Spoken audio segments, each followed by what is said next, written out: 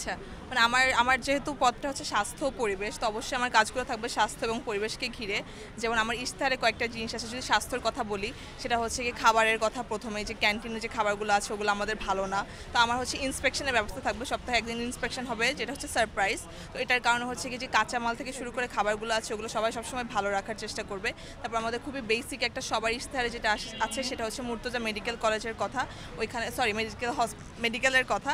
তো ওইখানে হচ্ছে গিয়ে আমাদের যে ওষুধ পাওয়া যায় না, ডক্টর থাকে না, তো ওগুলোর ব্যবস্থা করা। স্পেশালি যে মেডিসিন, আমাদের আশেপাশে কিন্তু কোনো ফার্মাসি নেই, তো ফার্মাসির ব্যবস্থা করা। আর পরিবেশের কথা বলতে গেলে হচ্ছে নো হর্ন পলিসি রাখা, কারণ বহিরাগত থেকে বেশি জরুরি আসলে যে হর্নগুলো আছে একাডেমিক এরিয়াতে সেগুলো বন্ধ করা।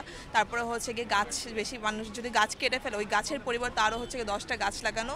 আবার শারীরিক যে মানসিক দুইটাই যে একটা হলিস্টিক অ্যাপ্রোচে যেতে হবে, কারণ শারীরিক আর মানসিক সুস্থতা আসলে আলাদা না, দুটো একই সূত্রে গাঁথা। তো এগুলো নিয়ে যে কাজ করে এই সবগুলোকে আসলে এগুলো করবো। যেহেতু আমি সাধারণ শিক্ষার্থী, আমার হচ্ছে এখানে আসার রিজনই হচ্ছে কি স্টুডেন্টদের জন্য কাজ করা, তো এগুলো ইন্টেনশন থাকবে। আমরা দেখতে পাচ্ছি যে আপনাদের হলে অনেক নতুন যারা শিক্ষার্থী ভর্তি হন তারা তো আবাসনটা সংকট থাকে, তো এই বিষয় নিয়ে আপনি কি আচ্ছা, আমাদের প্যানেলের হচ্ছে একটা এটা ইশতেহারি আছে যে আবাসন সংকট আমাদের কি করা হয়, যারা হচ্ছে গিয়ে মেরিট বেসড আবাসন সংকটে মানে আবাসন দেওয়া হয়, যারা মেরিটে হচ্ছে গিয়ে এগিয়ে থাকে তার আগে সিট পায়। কিন্তু আমাদের এখানে লেখা আছে যে আমাদের এরকম করতে হবে যে তাদের হচ্ছে গিয়ে আর্থসামাজিক অবস্থা এবং তাদের হচ্ছে গিয়ে এই ক্যাম্পাস থেকে বাসার দূরত্ব কতখানি সেটার উপর ভিত্তি করে তাদের এই আবাসনের ব্যবস্থাটা করতে হবে।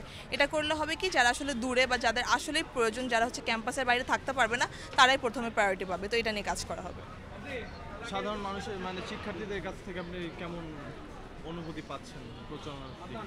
আচ্ছা, মানে ভালোই, যেহেতু আমি সহ আর অনেকে আছে হচ্ছে কোনো রাজনৈতিক দলের মানে সাথে যুক্ত না, সো এটা একদম ফার্স্ট এক্সপিরিয়েন্স, এত বড় একটা 2019-এর পর আমি হচ্ছে 22-23 সেশন, সো ভেরি নিউ, মাত্র 2 বছর হয়েছে ক্যাম্পাসে।